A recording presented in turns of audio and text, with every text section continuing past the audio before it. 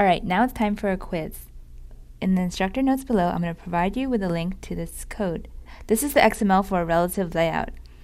I want you to read through it, try to imagine what it would look like on the device. I know that you're fully capable of copying and pasting, so I don't want you to put it in the XML visualizer, because then that will do all the hard work for you. In this course, we also want you to be able to practice reading code. That means looking at some code and then figuring out what exactly it will translate to in your app. Experienced developers become quite good at this because then they don't need to actually run it on the device to know what it would look like. They can just modify the code here and just keep working on it, knowing in their head what it would look like.